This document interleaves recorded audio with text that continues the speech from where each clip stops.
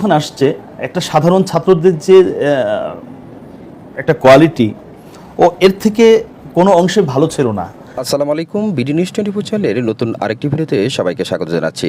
দর্শক মণ্ডলী, আজকের ভিডিওতে বিশ্বজি হাফেজ সালামের তাকরিমের ছোট বোনের মধুর কণ্ঠে একটি ইসলামী সঙ্গীত আপনাদের সামনে তুলে ধরা হবে। পাশাপাশি বিশ্বজি হাফেজ সালামের তাকরিম কিভাবে একেবারে গাধা স্টুডেন্ট থেকে বিশ্বসেরা হাফেজ হলেন সে সম্পর্কিত গুরুত্বপূর্ণ এবং চাঞ্চল্যকর তথ্য ফাঁস করেছে তার ওস্তাদ মুর্তজা সাহেব। সেই ভিডিওটিও আপনাদের সামনে তুলে ধরা হবে। যাই হোক, কথা না বলে সালামের তাকরিমের বোনের কণ্ঠে একটি ইসলামী সঙ্গীত, পাশাপাশি তার বিশ্বসেরা হওয়ার গল্পটি আপনারা শুরু থেকে শেষ পর্যন্ত একটু মনোযোগ দিয়ে তাকরিম যাকে নিয়ে আজকের আয়োজন বা যাকে কেন্দ্র করে আপনারা আসছেন, আসলে ও আমাদের মাদ্রাসায় ভর্তি হয়েছিল আজ থেকে 3.5 বছর বা কিছু কম বেশি আগে। তো ও যখন আসছে একটা সাধারণ ছাত্রদের যে একটা কোয়ালিটি ও এর থেকে কোনো অংশে ভালো ছিল না। আমি যদি বলি তাহলে এর থেকে একটু খারাপই ছিল। তো তারপরেও একটা সুন্দর ভালো পরিবারের ছেলে এসে ওর মতো পরিশ্রম করতো, মেহনত করতো। তো আমি আর আমার ছোট ভাই আব্দুল্লাহ মামুন, ও আবার অনেক দেশে পুরস্কার প্রাপ্তকারী। তা আমরা কোন ছেলেটিকে আমরা পৃথিবীতে লড়াইয়ের জন্য এই যুদ্ধের ময়দানে নামাবো, এই নির্বাচনটা আমরা আমাদের, যদিও মাদ্রাসায় অনেক টিচার আছেন, কারো হাতে ছাড়ি না। এটা আমি নিজে এটাকে বিশেষ করে, আর আমার ছোট ভাই যখন থাকে পাশে তখন ওকে নিয়ে দুজন মিলে আমরা করি। তো আমরা দুজন মিলে প্রায় কয়েকশো ছেলে থেকে নির্বাচন শুরু করলাম। তো আসলে অনেক ছেলের পড়া ওর থেকে অনেক ভালো ছিল, মান সর্ববিবেচনায়। তো মানে ওর তাকানো, ওর কথাবার্তা আমার কাছে কেন জানি খুব মনে হচ্ছিল যে বিশাল তৃষ্ণা ওর মধ্যে আছে। ও কিছু হতে চায়, কিন্তু উপরে উঠতে যে চায় তার কাছে সিঁড়ি নেই, এমন কিছু আমার কাছে মনে হচ্ছিল। তা আমি আমার ছোট ভাইকে বললাম, মামুন ওকে কি নেওয়া যায়? ও বলল, ভাইয়া ওকে কীভাবে নেবেন, ওর থেকে তো ভালো ছেলে আরও আছে।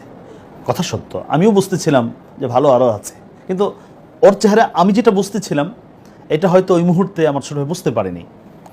তো আরও কিছু ছেলের তেলাওয়াত আমরা শুনছিলাম। তো আমি একটু পরপরই বলি, ওকে কি নেওয়া যায় ওই ছেলেটাকে?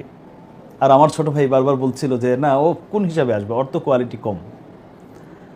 তো সর্বশেষ যখন আমরা ফাইনাল করি নির্বাচনটা, তখন আমি যেহেতু প্রিন্সিপাল, আমার তো কিছু এক্সট্রা সুযোগ বা পাওয়ার থাকে, আবার অধিকার, আবার ছোট ভাই, সব কিছু মিলেই আমি ওকে বললাম, আচ্ছা সবগুলো তো তুই আমি মিলে নিলাম, একটা আমি দিয়ে দিই। এই তাকরিমকে আমি নিয়ে আসলাম। আসার পরে ওকে কিছু উপদেশ আমি আমার ছোট ভাই মিলে দিলাম যে তুমি যদি তুমি কি চাও জীবনে, তোমার চাওয়াটা আগে বলো। তুমি যদি চাও এই মাদ্রাসায় ফার্স্ট হবে তাহলে সেটার পথ একটি। যদি চাও যে তুমি একটা জেলার মধ্যে অথবা ঢাকা বিভাগে ফার্স্ট হবে তাহলে পথ আরেকটি। যদি চাও তুমি জাতীয়ভাবে তুমি প্রথম হবে তাহলে পথ অন্যটি।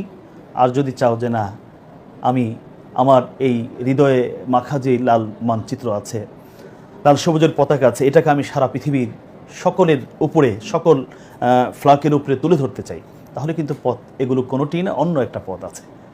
তুমি কি চাও?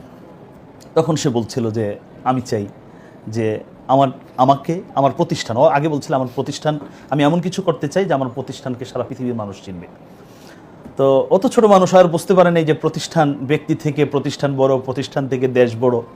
অত আর কথা বোঝে না। ও বলছে, দর্শক মণ্ডলী, আপনারা কিন্তু ইতিমধ্যে দুইটি ভিডিও দেখেছেন। প্রথমে বিশ্বজি হাফেজ সালামের তাকরিমের বোনের কণ্ঠে, মধুর কণ্ঠে একটি ইসলামী সঙ্গীত অর্থাৎ নাতে রাসুল শুনেছেন। পাশাপাশি বিশ্বজি হাফেজ সালামের তাকরিমের উস্তাদ মুর্তজা সাহেব কিন্তু কিছু গুরুত্বপূর্ণ তথ্য শেয়ার করেছেন।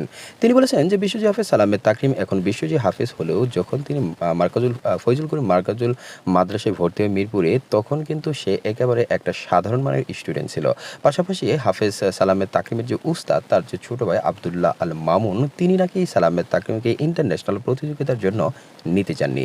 কারণ হিসেবে তিনি বলেছেন যে বিশ্ব হাফেজ সালামের তাকরিম একেবারে সাধারণ ঘরানোর একজন ছাত্র ছিল, যাকে নিয়ে খুব বেশি আশা করার কিছু ছিল না, তবে সে অত্যন্ত পরিশ্রমী ছিল। সেজন্য কিন্তু তার উস্তাদ মুর্তজা সাহেব তাকে প্রথমত সুযোগ দেয়, কারণ তার ভিতরে মেধা একটু কম থাকলেও প্রথমত তার পরিশ্রম করার তীব্র মানসিকতা ছিল। ইভেন সে ঈদের দিন পর্যন্ত বাড়িতে যায়নি, যেই ঘটনাটি সারা দেশের মানুষকে এক কথা বলতে গেলে অবাক করে দিয়েছে, যে এত ছোট্ট বয়সী, অল্প বয়সী, যে কিনা বাড়িতে না গিয়ে ঈদের দিন পর্যন্ত কোরআন তেলাওয়াত করেছে।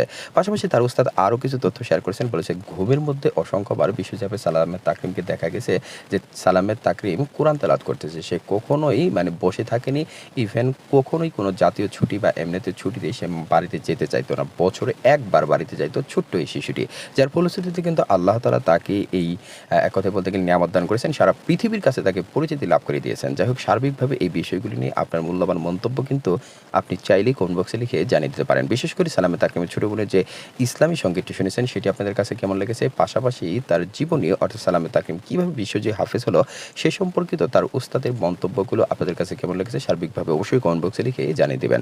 সর্বশেষ আপনাদের প্রতি একটি বিনীত রিকোয়েস্ট করবো, সেটি হলো আপনারা যদি অনলাইনে শুধু গুজবের ভিড়ে সবসময় সত্য সংবাদগুলো সবার আগে জানতে চান, যারা এখন পর্যন্ত আমাদের এই বিডি নিউজ 24 চ্যানেলটিকে সাবস্ক্রাইব করেননি, এই চ্যানেলটিকে সাবস্ক্রাইব করে 5 টাকা বেল আইকনটি বাজিয়ে দিবেন।